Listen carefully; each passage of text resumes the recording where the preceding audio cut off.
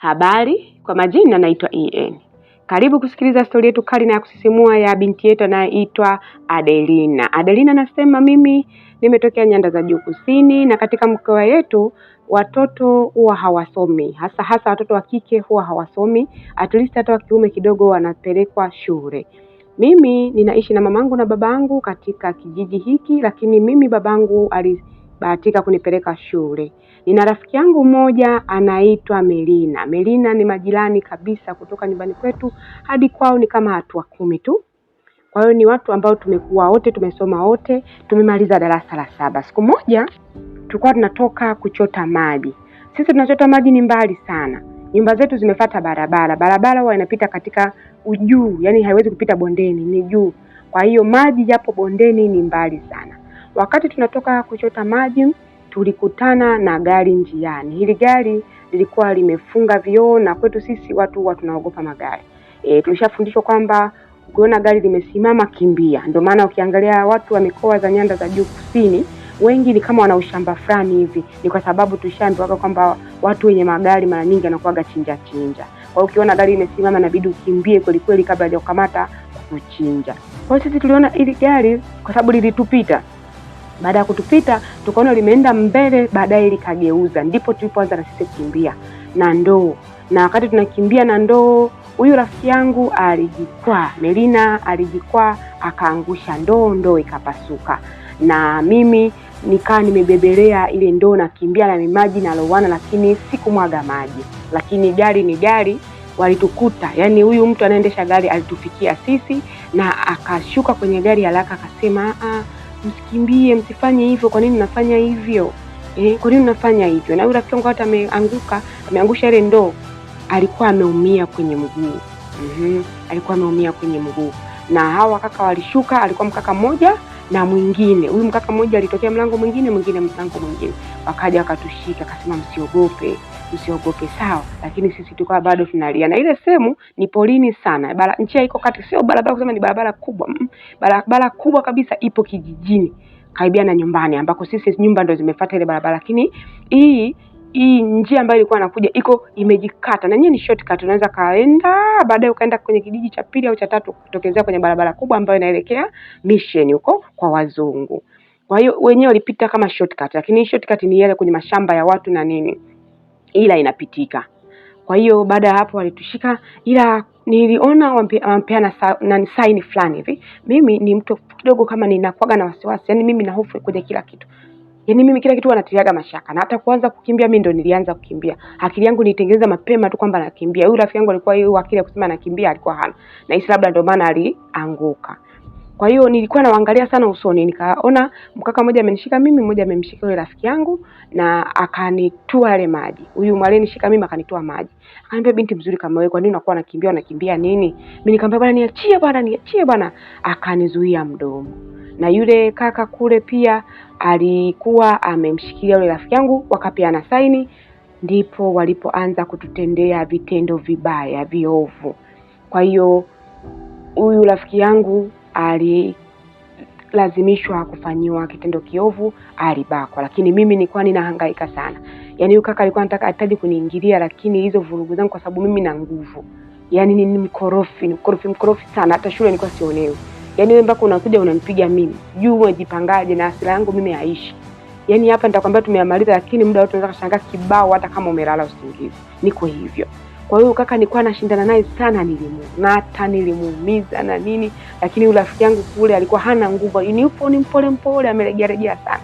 Kwa hiyo rafiki yangu alifanikiwa kuingiliwa, lakini mimi ilishindikana. Alishia tu kunichania nguo pamoja na kuona maziwa yangu. Hicho ndio alichokiona.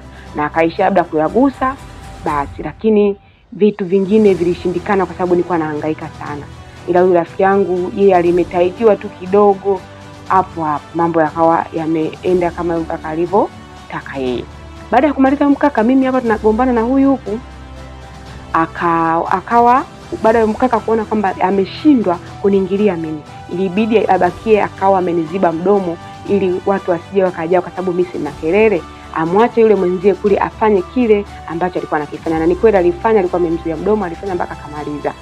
lakini huyu kaka yeye alikuwa ameshindwa, alimsaidia tu mshikaji wake kwa mimi kunizuia mdomo ili watu wasije wakaja, kwa sababu wakati tunakimbia hatukuwa tumenyosha barabarani. Kwa hiyo ina maana gari lilikaa kwenye katikati ya njia, alafu sisi tumeingia kwenye kama na miti fulani inaitwa vikungu, vichaka hivi, tumeingia huko ndani, ndiko tuliko kuja kukamatiwa, ndio tukafanywa hicho kitu. Lakini baada ya hapo rafiki yangu alikuwa analia sana, lakini kaka alivyomaliza hapo alimwomba samahani, akamwambia bwana nisamee bure, sawa, yani sijui nini kimeniingilia, lakini nisamee bure. Ndio maana tumewaona hapa, tukaenda tukageuza. Mimi akili yangu nilikuwa nimekuona wewe, lakini yule rafiki yangu alimnasa kibao kimoja. Wakati anaongea hivyo alimpiga kibao yule kaka. Sijui yule rafiki yangu nguvu hizo za kumpiga kwa nguvu kiasi kile zilitoka wapi, kwa sababu alimpiga kibao kimoja kwenye upande mmoja, lakini bahati mbaya naona alikuwa amemgusa na puani. Yaani kile kibao yule kaka alienda upande wa pili, anarudi kuja kumwangalia huyu dada na damu zinatoka upande ule wa pua. Yaani ile kuna pua moja inatoka damu. Sasa sijui alifanyeje. Kama ni kofi basi alipiga lile la mwana ukombe, tuseme hivyo. Kwa sababu kaka anarudisha hivi sura hivi na damu zinatoka. Akaambia mimi najua ni halali yako, wala hata hujakosea na wala sijakasirika. Kaka huyu aliingia mfukoni akatoa simu. Baada ya kutoa simu niliona anapachua mabetri si manini, anapanganywa pale, kuna line alizitoa baadhi aliacha. Hii simu ilikuwa ni simu ndogo. Kuna baadhi aliacha, akasema simu hii hapa, najua nimekukosea, lakini yote kwa yote naomba unitafute. Mimi najua wewe unajua kupiga simu.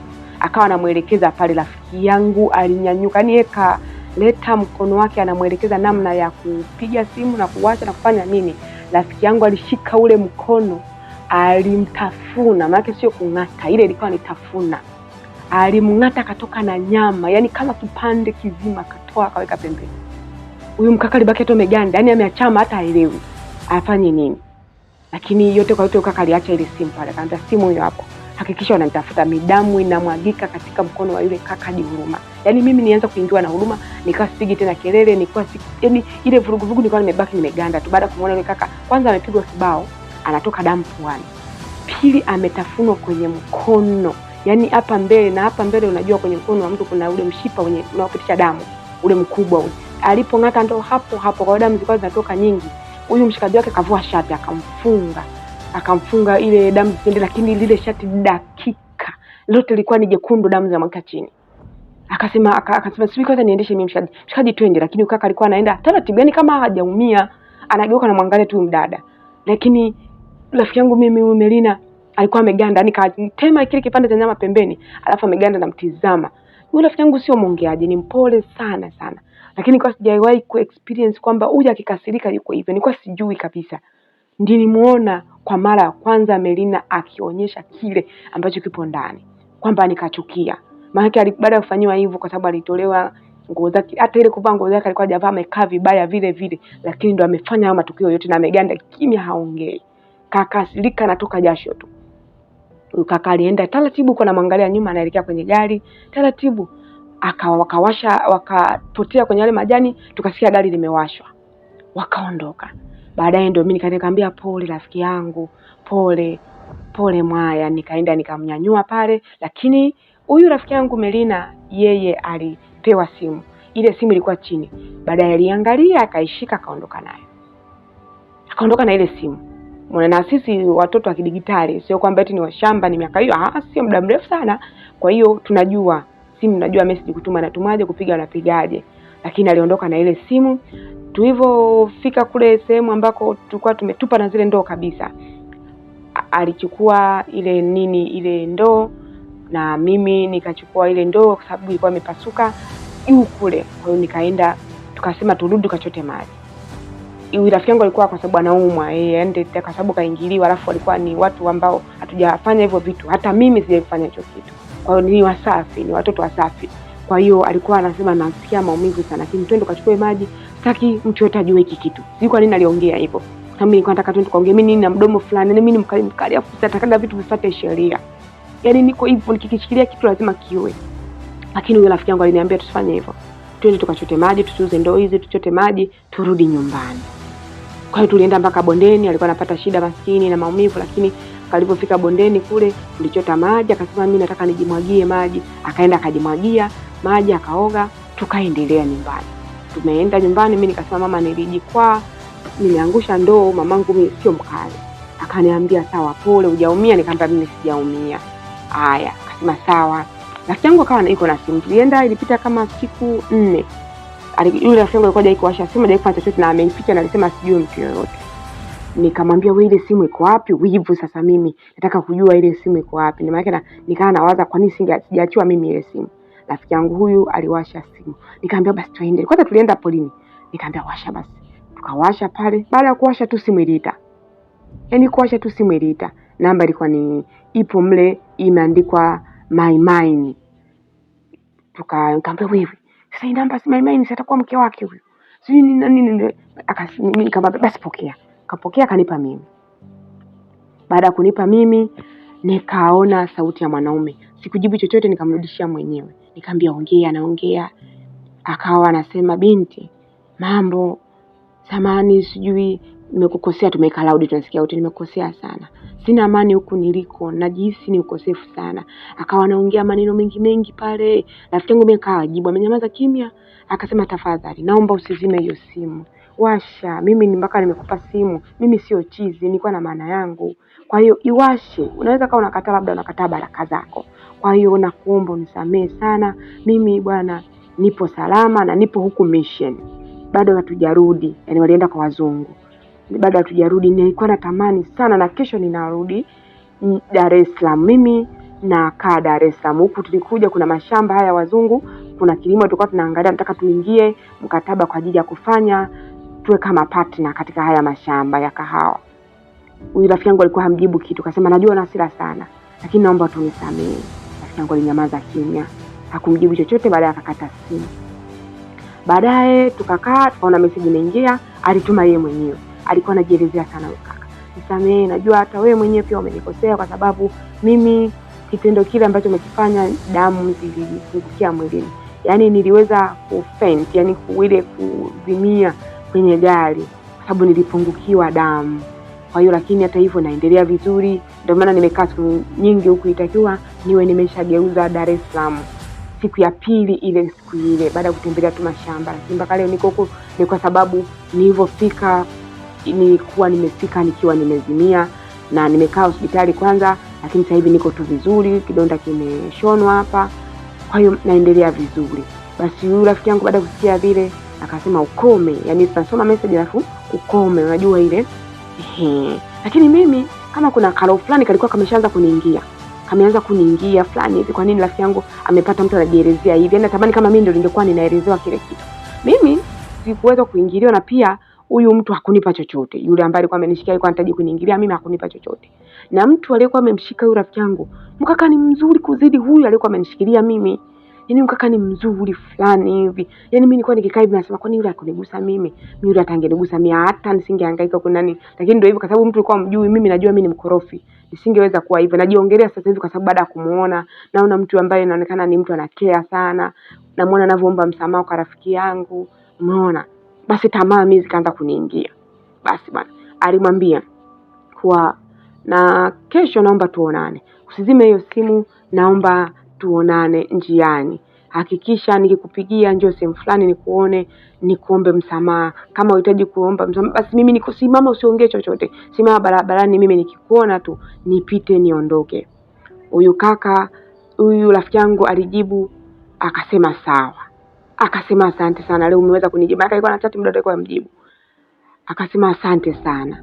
Basi bwana, imeenda hiyo siku imefika, kesho yake muda umefika, akamwambia sogea barabarani. Akaniambia shogangu twende mwenzangu twende. Akasema nisogee barabarani. Tukaenda kwa hiyo tukasogea barabarani na mimi kama kawaida yangu nikaa nimejaribu kuvaa vizuri. Yaani ile alivyoniambia tunaenda baadaye kumuona, mimi nihakisha nimeenda nimeoga, siogagi kwanza. Lakini nihakisha nimeoga, nimevaa nguo nzuri yenye marinda, sketi nzuri nini ili akanione mimi ndo mzuri. Yaani akili yangu kananiambia hivyo. Lakini tulipoenda pale huyu kaka alikuwa yuko peke yake. Yule aliyekuwa anataka kunifanyia mimi sijui yuko wapi, sijui aliondoka, mimi sijui. Lakini kaka alikuwa yuko peke yake, alishusha kioo, akasema mimi naelekea nyumbani. Akasema yeye yuko ndani, mimi naelekea nyumbani. Mimi naishi Dar es Salaam. Kwa hiyo naomba na unaweza kaingia mara moja kwenye gari.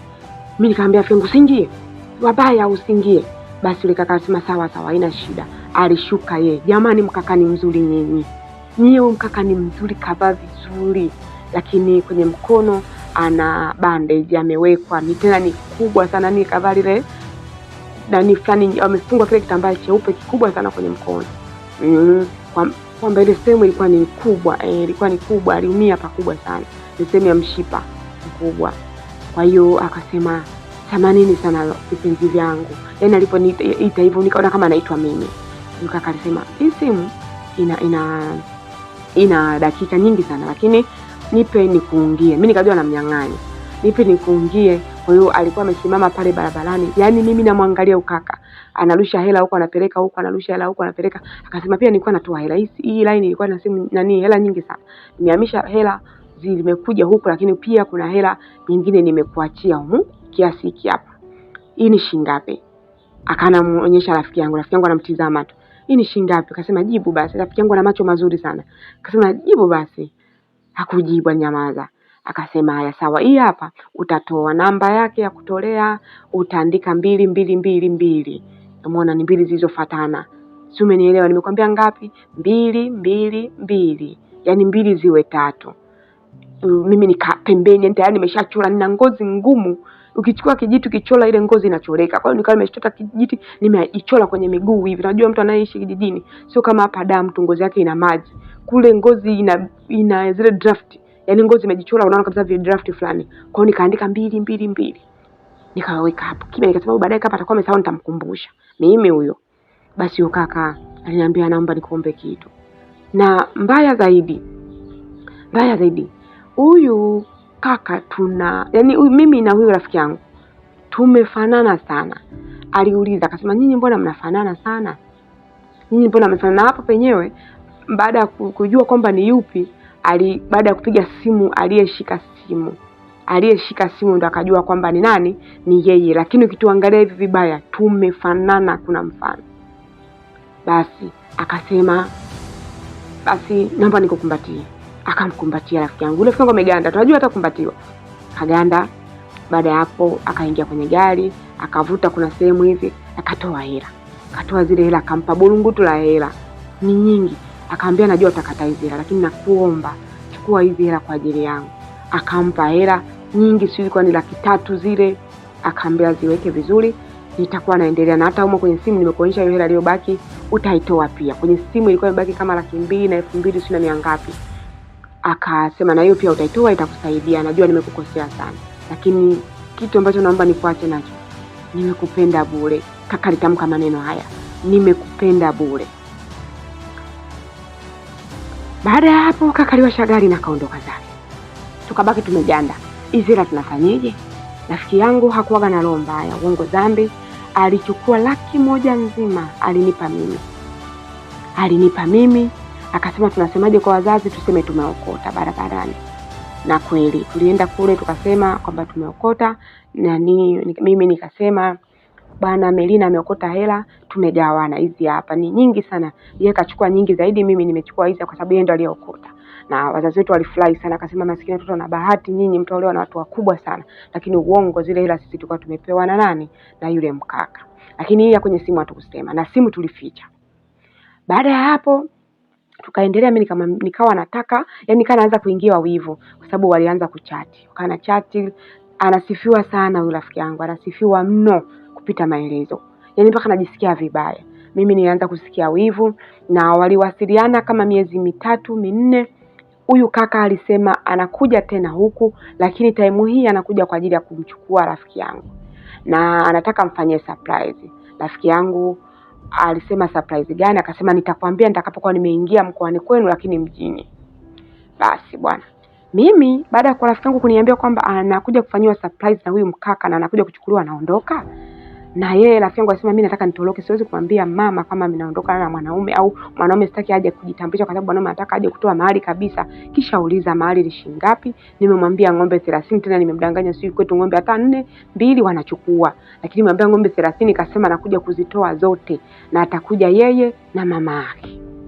lakini mimi sitaki, nataka tu aje nichukue mimi. Kwa hiyo nataka akifika hapo nitamwambia tupande gari tuondoke. Baada ya hapo atarudi kuja kunifanyaje, kunilipia hizo mali ambazo anataka kulipa.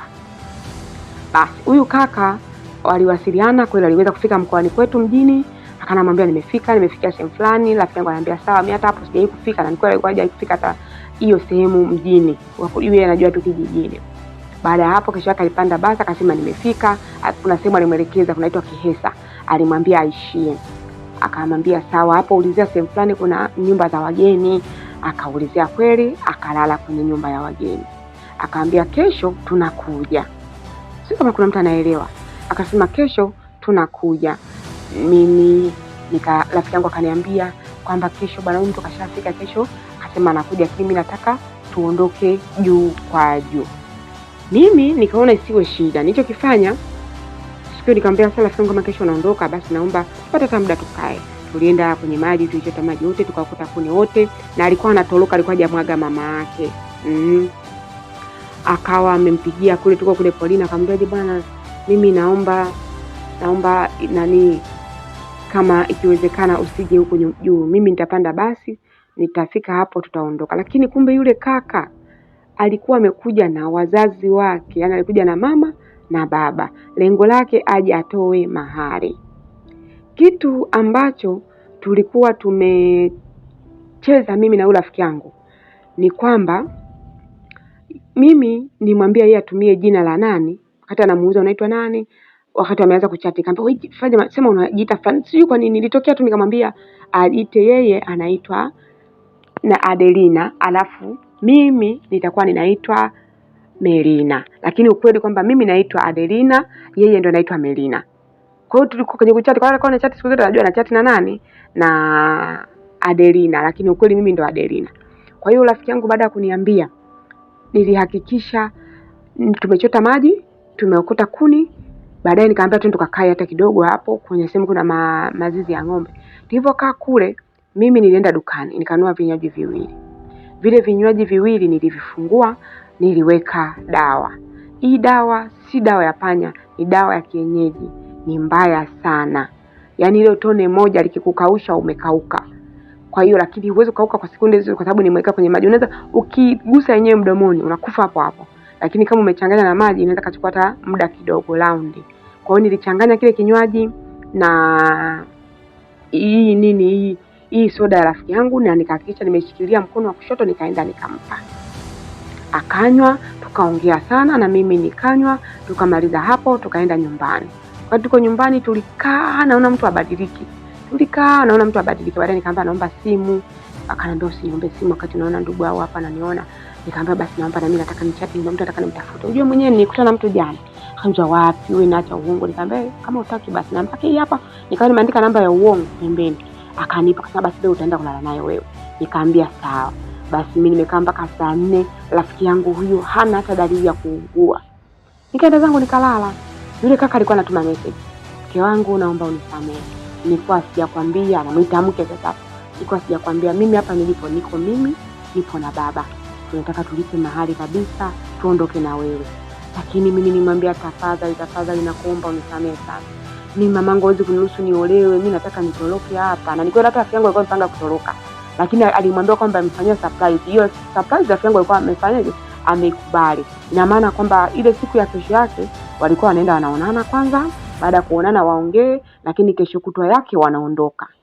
Lakini baada ya mimi kuona nimeshafanya hilo jambo na nikajua ile dawa niliyoweka kesho hawezi kufika, mimi ninafanyaje? Nitahakikisha naondoka, yani naondoka usiku kwa usiku. Kwa hiyo mimi nilimwambia mama, nilikutana na mtu leo mchana wakati tuko na rafiki yangu. Kwa hiyo yule mtu anatafuta wafanya kazi. Mimi naomba nikafanye kazi mjini. Mamangu aliniambia hakuna kwenda kufanya kazi. Nikamwambia mama, mimi nitaenda. Kama utaki mimi nitaenda, utaki. Akaniambia kwanza lini? Nikamwambia yani kati ya siku 2 hizi zitatakuwa tuondoke. Akasema bwana hakuna kwenda, mama alikataza hivyo. Lakini mimi nilikuwa natoka kama tahadhari ili kesho nikiondoka sio akasema kwa nini nimeondoka. Basi tulilala. Huyu rafiki yangu nimwambia huyu mwanaume, nikamwambia naomba kesho tuondoke. Mamangu kanigomea kabisa, ananiona bado mdogo, hawezi kukaribisha wageni nyumbani kwake. Lakini mimi nilikuwa ni muongo, na hapo kashaanza kuchati na mimi. si tena na yule ambaye namjua, lakini jina ni lile lile, ni jina halisi ambalo litajiwa ndo la kwangu mimi. Basi siku imefika, nikampigia simu, jiandae basi linapita muda sio mrefu. Basi napitaga kule saa 11. Mimi nilipanda kwanza kwa sababu nilikuwa niko juu linakotokea basi. Nikafika sehemu ambapo hapo Kiesa, nikaambia basi hilo hapo linakaribia, linapiga honi. Akweli walinyanyuka na baba yake na mama yake. Mtoto anaonekana apendwa sana kwa sababu alimsindikiza kwa ajili ya kuja kutoa mahari. Basi akapanda lile basi, akakuja na gari kama alivyokuwa amekuja mara ya kwanza. Wakaingia kwenye basi, nikanyosha mkono kwamba ni mimi hapa, na kweli kaka alikuja, tulikaa wote, akanipatia sana, hata aibu kwa babake ya kuona. Basi baada ya hapo tulikaa kwenye basi, ilikuwa ni giza kuniona vizuri. Nikanamwambia kwamba nikwambia jana kama nilikuwa naumwa, umeona kama nimebadilika. Naanza kumwambia kabla kigiza kijatoka kabisa, sijaingia hata ile mjini. Akaniambia hamna, mimi sijakuona kama badilika, lakini wewe hata kama utabadilikaje, wewe ni mzuri tu, wewe ni kipenzi cha mimi. Anaongea huyu kaka. Lakini tulipokuja aliniangalia akaniambia, mbona umebadilika sana, umekuwa kama yule rafiki yako kabisa. Nikamwambia hata siku yenyewe ulisema tunafanana na wewe. Ndio mimi. Nikawa naiga kuongea kwa rafiki yangu. Naiga ile rafiki yangu anavyoongea, kanika sauti kama inakuja yenyewe, lakini mbona umebadilika sana, ulikuwa kifua fulani hivi chembamba kirefu, mbona sasa hivi kama pua yako imekuwa pana. Nikamwambia nimeumwa wewe. Akaniambia hujaniambia. Nilikuwa nakuja, nilikuwa nakuonea huruma, sitaki kupata stress kwa sababu naona unanipenda sana. Na sawa, lakini ukaka kama kuna kitu fulani kilikuwa amenosi kama alijua au la, lakini alikuwa muda mwingi sana nitizama. Yaani nitizama lakini ananikumbatia na vitu vingine vinaendelea. Basi tukaenda, tulipofika mjini mida saa 3, tukashuka tukachukua mabasi yanakuja Dar es Salaam. Tuko watu 4, baba na mama nyuma na mimi na kijana tumekaa wote. Kijana ananishikilia muda wote anashikilia mkono.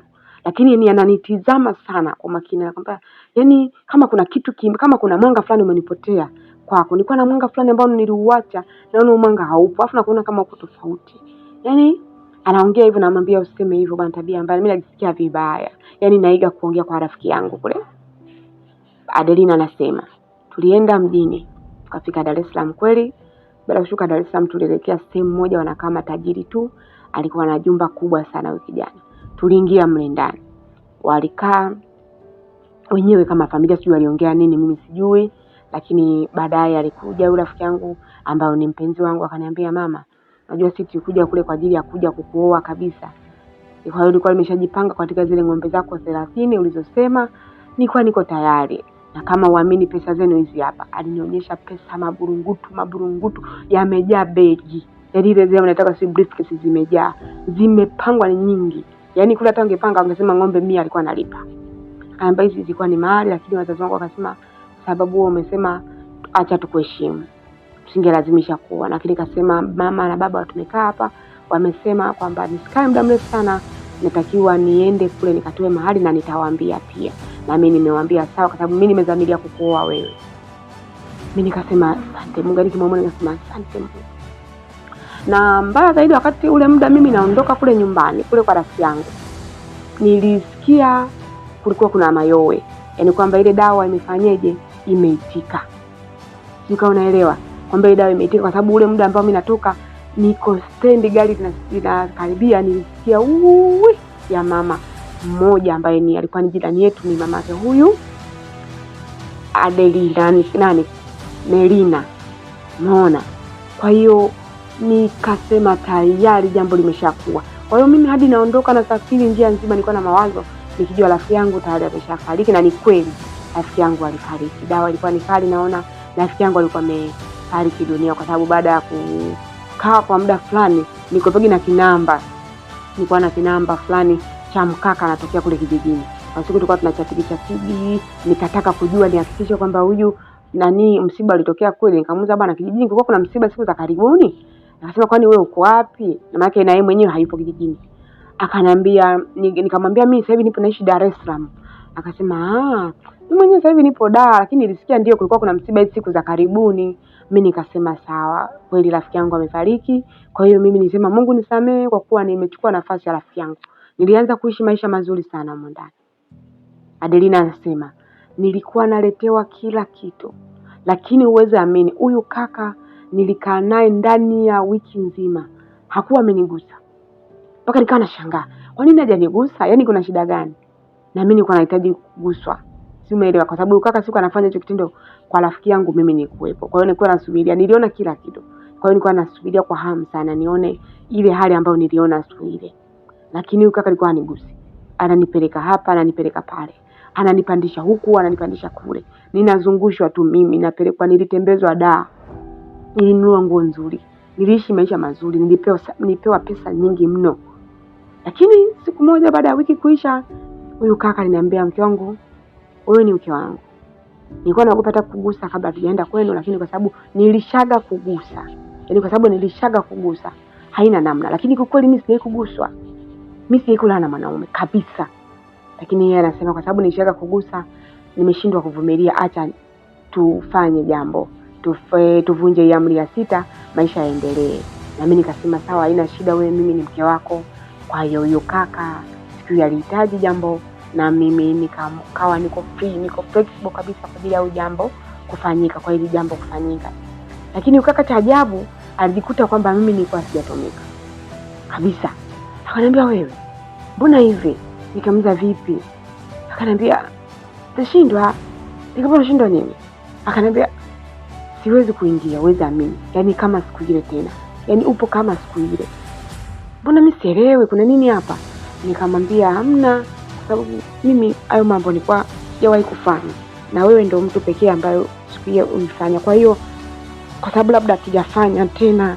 Akaniambia ya inawezekana kwa sababu sikufanya tena, lakini pole. Naomba utanisamehe basi, itabidi mtumie nguvu tena kama mwanzo. Kaka anaongea. Nikamwambia sawa. Kwa hiyo mimi nilikuwa najikaza pale ili nisipige kelele sana asije kaona maajabu, lakini ni kweli. Na baada ya kuniingilia nilitoka damu. Akabaki na shangaa, sema la pili tena. Nikamwambia ndio hivyo, ni kwa sababu labda tulikuwa sijafanya tena. Siku ulifanya kimfanya kwa haraka, lakini na leo pia ni kama inaendelea. Umeona kama ni usichana unaendelea kutoka. Kwa hiyo kaka maskini alifurahi sana sana sana sana. Yaani muona yuko excited, yani kuna kitu fulani kama alikuwa na doubt na mimi. Alikuwa mara nyingi anitazama sana usoni, mara nyingi ananiambia umetoa sauti hiyo sikuwahi kusikia. Umeona yaani kama alikuwa anagutukia fulani sauti, lakini time hii namuona amefunguka mzima. Ana amani na mimi 100%. Alinipeleka kwa marafiki zake kwenda kunitambulisha. Jamani, huyu mwanamke nimemkuta bikra ile unaijua yenyewe. Yaani unajua ile mtu yuko na furaha ambako unaona kabisa kwamba huyu mtu anafurahi kuwa na wewe. Ilianza kumuona nani huyu kaka kama alivyo. Tuliishi kwa amani, wafanyakazi nyumbani walikuwepo. Tuliishi kwa amani, kapita kama miezi 4. Baada ya miezi 4 nilianza kujisikia vibaya. Kwanza kusikia vibaya hivi nilikuwa sijielewelewi. Nikamwambia yule rafiki yangu najisikia ovyo kweli, lakini akili ya kusema naweza kama mjamzito nilikuwa sina. Kama najisikia ovyo, sio najisikiaje? Akaniambia mke wangu, "Unisikia tena nini tena?" Maana kila mara alikuwa ananiuliza, "Unatamani twende lini nyumbani?" Mimi nilikuwa napeleka mbele. Kwa hiyo akasema labda twende hospitali. Tukaenda hospitali, nikaenda kugundulika kuwa nina ujauzito. Huyu kaka alifurahi sana. Yaani hapo ndo alifurahi maradufu. Akawaambia wazazi wake, lakini wazazi wake wakasema huwezi kuzaa na mtoto wa mtu nyumbani kwao hukujui. Ni lazima twende nyumbani. Mimi nikasema sitaki kutembea kwenye magari. Niliwacholea ramani na nikahakikisha kwamba wanaenda wenyewe, lakini huyu kaka alisema ila ramani umechora tunaweza tukafika ndio, lakini natakiwa na wewe uwepo. Adelina nasema ndipo nilipoamua kurudi katika kijiji kile nilichofanya maasi. Lakini baada ya hapo sio kwa nini kitu kilikuwa kinaniambia usiende. Nilienda mpaka mjini. Tulipofika mjini kwa sababu nilikuwa natapika sana. Huyu mume wangu aliniambia, jamani mtoto watu tunamnyanyasa sana. Kwa nini tusiende wenyewe? Familia yake tunajua. Naomba tuende wenyewe. Tumwache alali hapa hotelini. Nilitafutia hoteli moja kubwa sana. Nilikuwa nimelala pale. Waliniacha wakaenda, taarifa zilikuwepo kule kijijini kwamba wanaenda kutoa mahari. Mamangu alipika pombe nyingi sana. Kwa furaha naenda kutolewa mahari, nimeenda mjini kufanya kazi, nimeshapata mchumba. Iko hivyo. Basi walienda wenyewe na kweli walikuta kule sherehe zinaendelea, wamepika pombe wanakunywa, wakatoa mahari. Wametoa mahari ng'ombe 30 na mimi niliwaambia hivyo, nilikuwa nataka kila kitu kitamkaga rafiki yangu kwa masiara akakubali na mimi nataka kirudi. ng'ombe 30 ambazo ni kama zina milioni humo ndani. Yaani 800,000 milioni, 800,000 milioni. Na nilikuwa nimeshaongea na kakaangu nikamwambia huyu hapo hakikisha natoa ng'ombe 30 za milioni. Kufanyeje kumkomoa? Ni kweli walitoa. Sasa baada ya kutoa mahari, wamemaliza, huyu kaka yeye alitaka aende mtoni. Alimuomba mtu ampeleke mtoni ambaye nilikuwa ni kama kakaangu mimi. Yaani sio kakaangu kabisa, ni wakaka yule mama mkubwa, kwa sababu mimi kwa mamangu niko peke yangu na huyu rafiki yangu kwa mamaka alikuwa yuko peke yake. Ndio maana ni watoto ambao walikuwa wanasema tunafanana kwa sababu tunafanana kila kitu, tabia na familia jinsi ilivyo. Basi rafiki huyu mwanaume wangu baada ya kutoa mahali na kila kitu amesema alienda mtoni akapelekwa. Baada ya kupelekwa, aliyempeleka alienda kumtafutia, kuna matunda fulani kijijini yanaitwa mikusu. Akaenda kutafutiwa mikusu ili ale. Anakwambia hapa sasa mimi sijui, niko mjini. Anasema alikutana na mtu ambaye yeye alikuwa kama anamfahamu. Yaani alikutana naye, baada ya kumuona yule mtu alikimbia. Lakini yeye akili yake anasema kama kuna mtu amemuona anamfahamu kule kijijini. Lakini yule mtu baada ya kukimbia, sijui walishtuana kwa sababu kunasema alikuwa amekaa ilikuwa sio nzuri. Kasema nimeona mdada kama anamfahamu. Naongelea kwenye simu. Nimemwona mdada kama anamfahamu huko kijijini, lakini amekimbia sana, ikawa mbeba ndoo. Kaendelea huko chini bondeni huko. Nikamwambia mume wangu uko wapi? Akaniambia niko sehemu fulani, anaelekeza huko chini kama naenda kwenye maji si na nini. Nikamwambia huko kuna mikusu. Akaniambia niko kuna kula mikusu, shemeji yangu kaenda kutafuta mikusu hapa na kula nini. Tunaongea hivyo kisho yake walikuja wakanikuta mimi mjini, tukaondoka ikawa imeshapita hiyo. Lakini hii neno mume wangu kusema niliokutana na mtu kama namfahamu, alikuwa anarudia mara nyingi sana anaongea neno mpaka alikuwa ananikera. Sasa yule nini, kuna mtu gani anamjua? Aliyekuwa anamjua alishaga kufa. Umeona? Na mimi nilipokuwa mpumbavu kuwasiliana kote na kina mama na kina baba, sijawahi kuuliza kuhusu msiba wa rafiki yangu. Na wakati mimi najua niliondoka pale rafiki yangu akiwa amefanyaje, amekufa na mimi ndo nilimuoa. Imefika mimba miezi 8.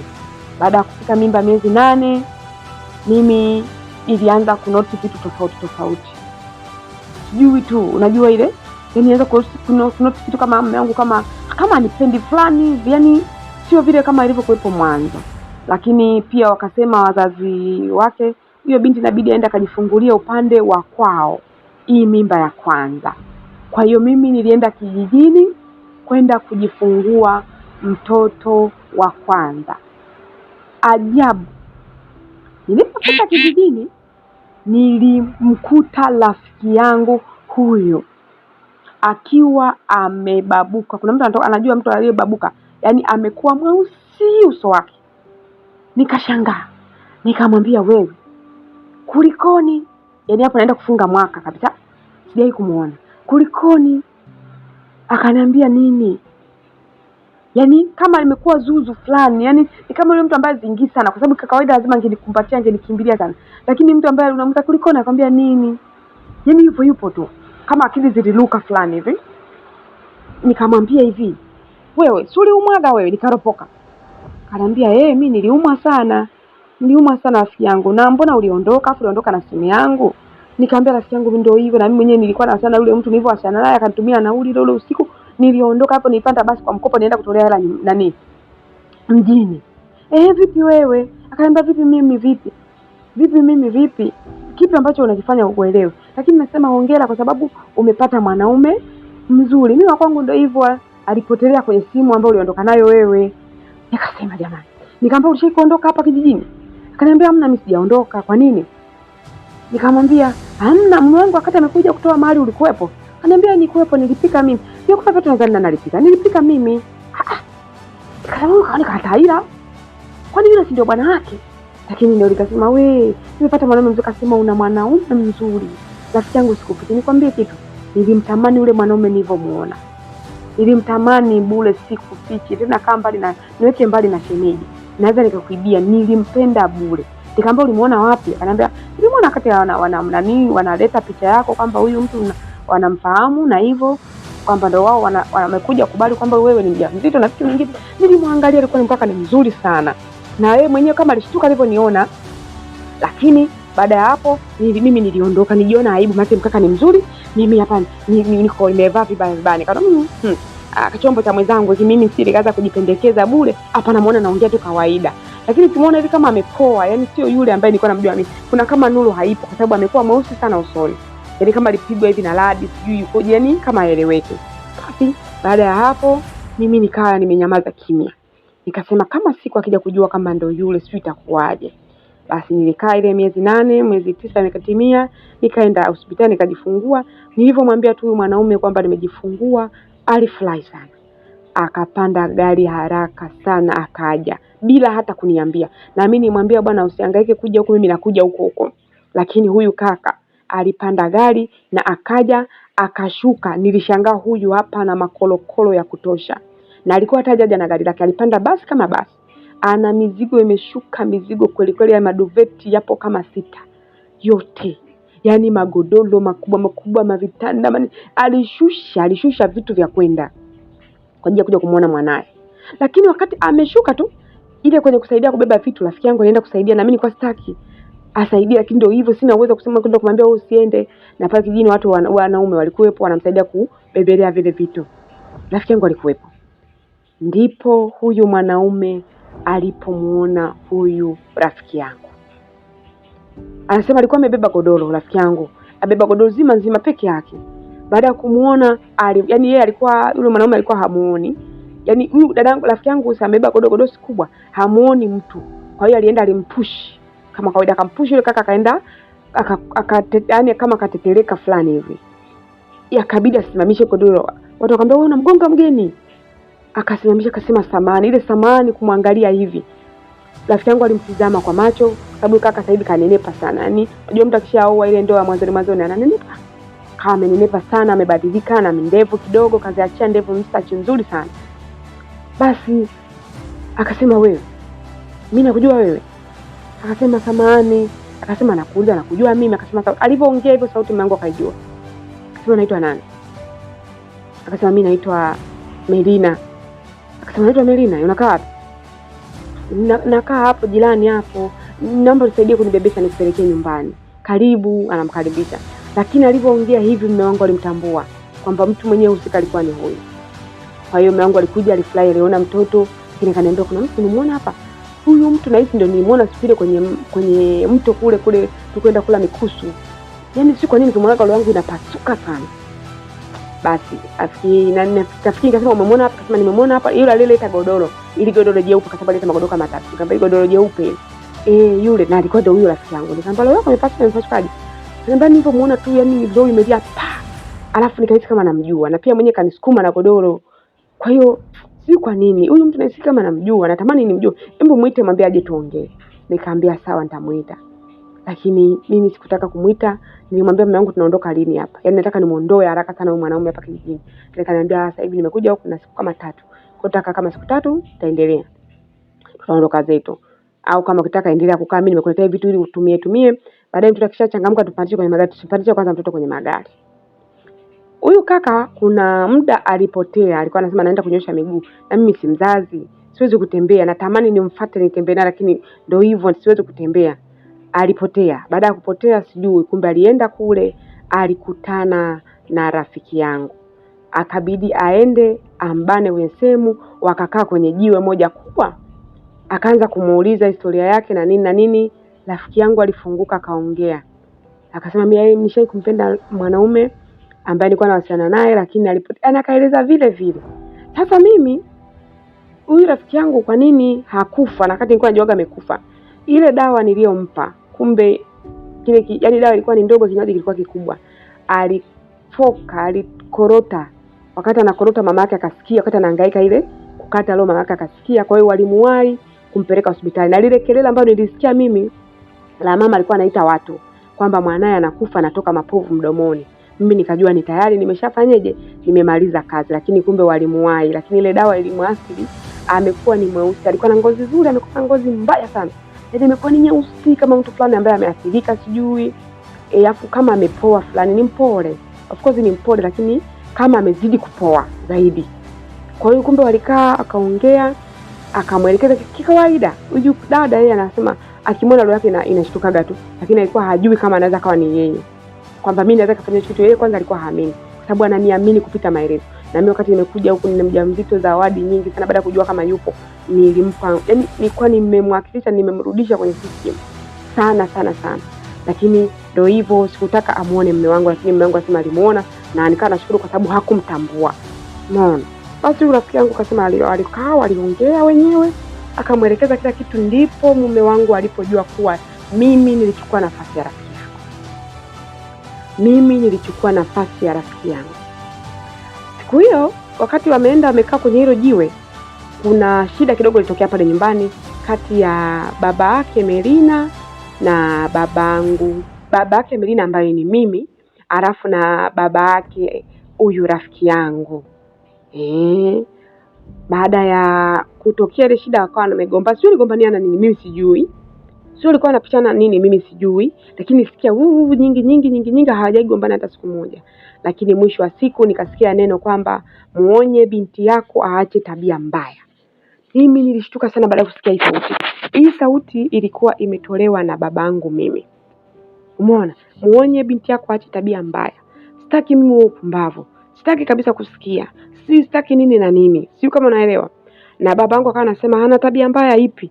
Ana tabia mbaya ipi mwanangu, mimi ana tabia mbaya. Pale alipo hata wanaume hawajui. Sijui nini na nini na nini. Hivyo wanagombana. Baadaye wakashikana. Wakati wanapigana mimi nilitoka nje, mzazi nilitoka nje, na kutoka nikamwambia nyinyi nini baba acha. Bahati nzuri nikaona mume wangu sasa anatokuja na yule rafiki yangu. Nikashangaa. Hawa walienda wapi? Yaani walienda wapi? Baada hapo wakaja akaamria ule ugomvi, lakini niliangalia sura ya mume wangu imechafukwa. Mwanaume macho yamekuwa ni mekundu kama damu. Yaani macho yamemuiva. Na alikuwa haongei kitu chochote. Lakini katika ile kugombana ndio nikajua kuwa kumbe kuna mtu aliwaona huyu mume wangu mimi wakiwa na rafiki yangu amekaa kwenye lile jiwe kubwa, akaja akamwambia babangu mimi. Yaani babangu mimi, baba Melina, baba Adelina. Umeona kwamba Melina amekaa na mume wangu mimi anataka kuharibu ndoa ya kwangu. Kumbe alikuwa anaongea tu vitu vya kawaida. Lakini ndio hivyo wakaanza kugombana wazazi. Wakati anagombana hapa kuna mama mmoja. Mama huyu mmoja alikuwa amekaa pembeni akasema jamani, nyinyi watu hamna hata haja kugombana. Nyinyi wote hamjui kweli. Mimi nikasema mama nataka kuongea nini? Nikaanza kulalamika naumwa pale tumbo na nyuma. Kwa hiyo watu walitawanyika baada ya kuona mimi ninafanyeje, ninalalamika ninaumwa. Sio kama umenielewa. Lakini baada ya kulalamika mwanaume nikaona kama ile speed alikuwa nayo imeshuka, iko low kabisa, iko tofauti. Najua kuna kitu anakijua. Nilikuwa sina amani. Mama aleta chakula kinatetemeka mdomoni, mdomo unacheza tu. Mama ambao unapepatwa na nini? Kama sijui nasikia tu baridi. Nimefunikwa yale maduveta aliyokuja, lakini bado natetemeka, sielewi.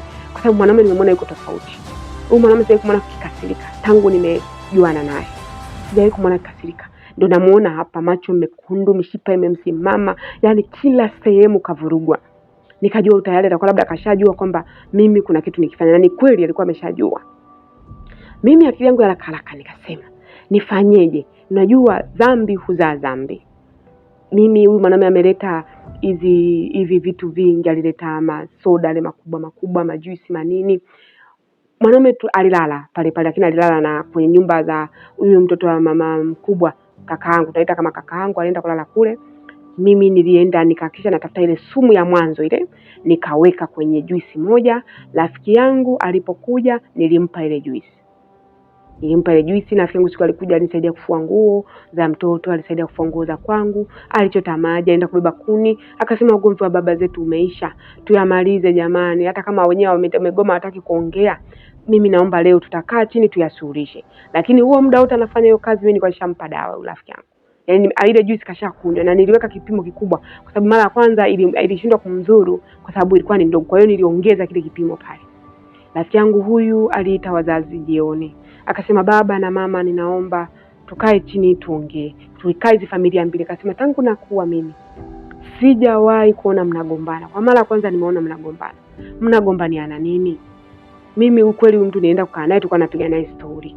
Lakini mume wangu tangu amerudi huko, na hisi rafiki yangu yeye alikuwa hajajua kama mume wangu mimi kamjua kwamba ndio yeye. Ila yeye alikuwa hajajua kwamba huyu mwanaume ndio yule aliyemfanyaga kile kitendo. Umeona? rafiki yangu aliongea kwa uchungu sana.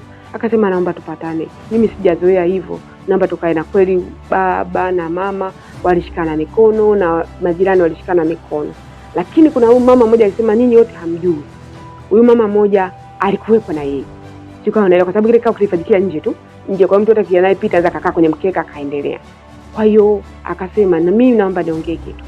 Wewe binti una busara sana, ambaye ni nani? Ni huyu Melina. Melina una busara sana. Lakini kama kila mtu angekuwa na busara kama wewe, sijui kama kulikuwa kuna watu nagombana. Una roho nzuri sana binti yangu. Lakini yote kwa yote nashukuru kwa kuwa ameweza kuwapatanisha hao watu. Ila mimi naomba niongee kitu kimoja. Mimi nimezeeka sana. Huyu mama alikuwa ni mzee sana. Nimezeeka sana. Nimeficha siri kubwa kwa muda mrefu sana. Lakini naomba leo niongee. Jamani, mimi si mama mlezi, nipo ndani na sio mama naongea hivyo. Nilishikwa na tumbo la kuhala. Nilianza kujialisha huku nimekaa. Nikajua huyu mama anajua siri nzima. Anatoa siri. Nilianza kuhala. Nilipiga ukunga mmoja. Naomba mnisaidie ndani nakufa tumbo. Ni kweli nilikuwa ninahalisha natoka jasho kila sehemu. Kiholo, sio ni kitete, sielewi hata nafanyaje. Lakini mwisho wa siku walikuja kanisaidia mume wangu. Hata ile speed ya kusikia mimi nimepiga kelele mpaka hata mtoto alianza kulia. Hata yuko tu kawaida, amekuja tu kawaida. Nini shida? Yaani unajua ile nini shida? Nini kupike wangu? Hakuna. Alikuwa anauliza tu nini shida. Akamshika mtoto, akamkumbatia yule mtoto. Mimi ananiangalia hivi. Na mimi ile yangu yote, jicho langu lote lipo kwa mume wangu, nimuone amebadilika, anashtuka vipi, lakini alikuwa anashtuka sawa kwa sababu ya zile kelele za mtoto pia. Lakini si kama nilivyomzoea. Ingekuwa ni zamani angehaha mpaka shangae. Lakini uweza amini, mume wangu alikuwa tu yuko tu kawaida, ambebeza tu mtoto hivyo. Bwana, baada ya kubembeza mtoto, mimi nikambani tumbo, nikaambia msinipeleke hospitali. Wakanipa dawa fulani, wakaniacha mimi ndani, akasema tumaacha atulie. Wakarudi kwenye kikao. Wamerudi kwenye kikao, naendelea vile vile nasikia. Lakini muda huo wakati amerudi mama hakuwepo. Hakuwepo kwenye kikao, mama alikuwa yuko na mimi. Kwa hiyo huyu mama aliongea, alisema jamani, nimeficha hii siri kwa muda mrefu. Hao watoto mnaona wanapopendana wanapambaniana hivi. Hao watoto hawapambaniani bure. Yaani hao watoto hawapambaniani bure. Hao watoto baba yao ni mmoja. Sijui kama kuna mtu anaelewa. Baba yao ni mmoja. Yaani babake Melina na babake Adelina ni mmoja. Nashangaa mimi. Jamani, baba yetu ni mmoja kivipi?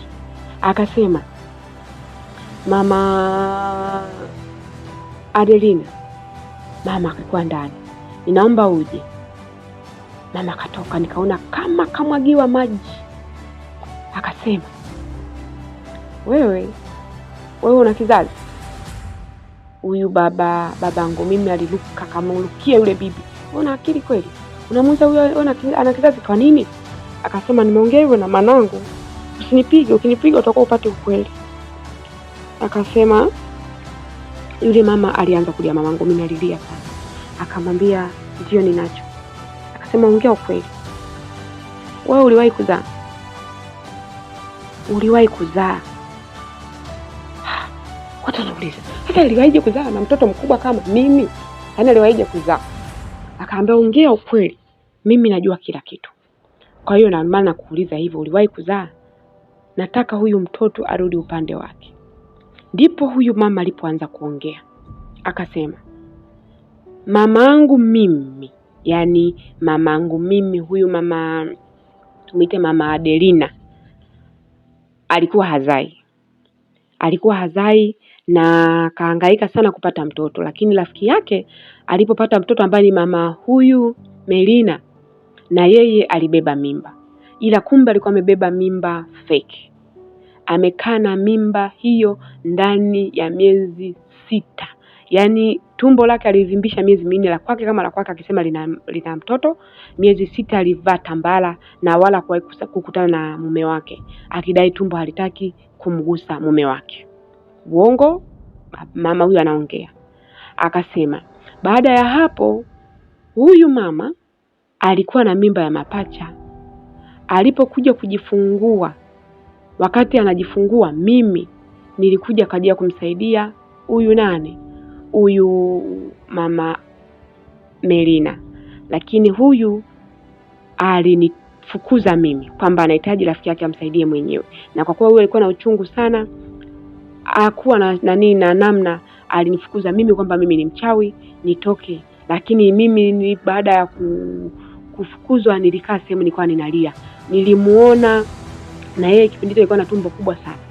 Nilimuona huyu akimuiba mtoto akimpeleka nyumbani kwake, na yeye hakuniona.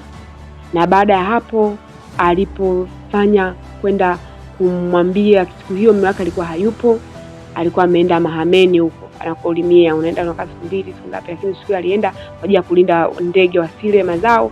Ndipo aliposema yeye amejifungua mwenyewe. Hii mtoto ulijifungua ukiwa na nani? Huyu mtoto wako sio sema umejifungua mwenyewe, mimba ya kwanza unajifungua mwenyewe, na ulikuwa na shida ya uzazi, ulitafuta mtoto kwa muda mrefu. Sababu mama yangu mimi alikuwa ni mkubwa kidogo kwa mama yake, yani sio kidogo, kama miaka 4 au 5 kwa mama yake Melina. Kwa hiyo ndio maana sisi tunafanana, yani tunafanana, kumbe mama ni mmoja baba ni mmoja, lakini hatujui. Na huu muda wote anaongea, rafiki yangu huyu alikuwa amekaa pembeni, lakini pia nilishampa ile dawa muda sana, yani ni muda, yani kwamba muda wote anaweza kaanguka huko. Na anaongea hivi, mume wangu mimi yupo kwenye kile kikao. Sika kuna mtu anaelewa. Mimi nipo kwa ndani nasikia kila kitu kwa sababu amekaa kwenye dirisha la nyumbani kwetu.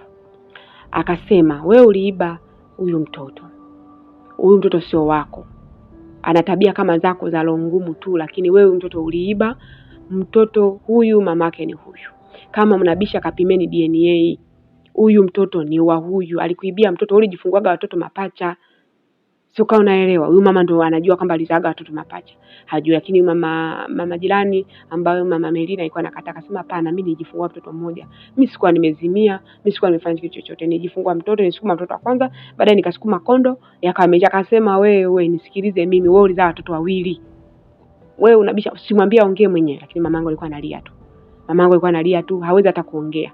Akasema ogopa Mungu. Wakaleta kule nyumbani kuna dawa moja inaitwa uwembe. Akasema nimekuja na hii dawa ya uwembe. Kama ni kweli kila mtu alambe. Alianza kulamba babangu mimi, alilamba babake rafiki yangu, alilamba mamake rafiki yangu, lakini mamangu aligoma kulamba. Alilamba mume wangu pia, na yeye alikuwepo, kalamba. Na sikia watu analamba. Akasema naona wenzao wote wamelamba, lamba na wewe. Kwa sababu ile dawa ni nyeupe, ukilamba umeisha. Yaani kama ni kweli umekwisha. Ni kama kisu, tena kisu kinachelewa kuchinja. Ni kama zile mionzi ile inayokataka sharp, hata simu inagawanya mara 2. Yaani iko hivyo. Kwa hiyo akaambia lamba, aligoma kulamba ule uwembe. Lamba uwembe aligoma. Akamwambia ongea ukweli. Ndipo mamangu alipofunguka kwamba kweli huyu mtoto mimi nilimuiba kwa rafiki yangu, mtoto mama yake ni huyu. Nilisikia kule ndani. Nilipiga kelele mimi jamani. Nilipiga kelele kama kichaa kule ndani. Nilianza kudua mpaka nikamkanyaga na mtoto. Sielewi, ninajipiga kama nakuwa kichaa. Lakini wakati huu muda mimi najipiga kule ndani, watu wengi walikimbilia kule ndani kwa sababu mimi ni mzazi. Na mtu kashakubali. Kila mtu akawa amedua, wale wanaume walikuwa wamebaki wamedua pale. Ndipo huyu rafiki yangu, kumbe muda ulikuwa umefika, alikuwa amesimama aje kwangu mimi.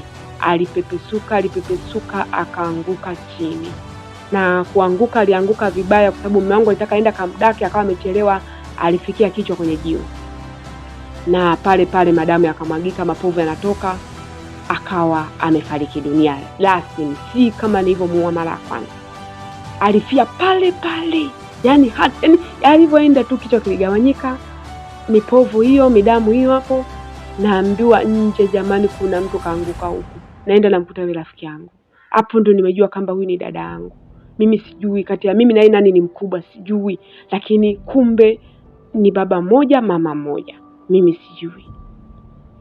Melina anasema jamani, nililia mimi mpaka maziwa alikauka, alikuwa hayatoki. Mtoto alianza kunywa maziwa ya ng'ombe. Maziwa yamekauka. Nililia kama kichaa. Mume wangu aliniambia, una roho mbaya kama aliyokulea. Mimi nilijua kila kitu. Wewe ulinidanganya. Ndio maana nafsi yangu ilikuwepo inagiza. Nilipokuona niliona giza mbele yako. Niliona kuna kitu hakikuwa kama yule niliyemuona mimi. Wewe umekuja mbikiriwa na mimi, wakati mimi tayari yule rafiki yako nilikuwa nishambikiri. Kwa hiyo unaona ulichokifanya. Umemuua dada yako, mwenyewe. Nikamwambia nimemuuaje? Akanambia mimi najua kila kitu. Nikashangaa amejuaje? Lakini baada ya hapo msiba ulipita, ndugu yangu alipumzishwa, ikajulikana rasmi kwamba mimi ni mtoto wa fulani. Lakini mwisho wa siku na mume wangu aliniambia, naomba mimi na wewe futa kama uliwahi kuwa na mtu kama mimi. Huyo mtoto nimekupa zawadi. Mali nilizolipa kwa wazazi wako mtamsomesha huyo mtoto. Simuhitaji tena. Kama angelipona huyu ndugu yako, huyu mimi ndo ningemuoa. Ningelipa mali nyingine hata 100, ng'ombe 100. Ningelipa kwa ajili ya huyu, lakini si wewe. Sijawahi kukupenda. Anatamka, sijawahi kukupenda. Alikuwa ni mazoea. Baada ya kuanza kuishi na wewe, nafsi yangu mtu uliyemwona mtu wa kwanza alikuwa ni huyu ndugu yako, lakini si wewe. Na kurudia tena, sijawahi kukupenda. Huyo mtoto ni zawadi yako. Akiishi sawa, akifa sawa. Sina hasara na yeye, sina anachokipoteza. Nitapata mke mwingine, nitaoa. Na story yetu imeishia hapo. Naombeni subscribe, msiache kushare, msiache comment ili kupata story nyingine nyingi na kali zaidi ya hii. Asante.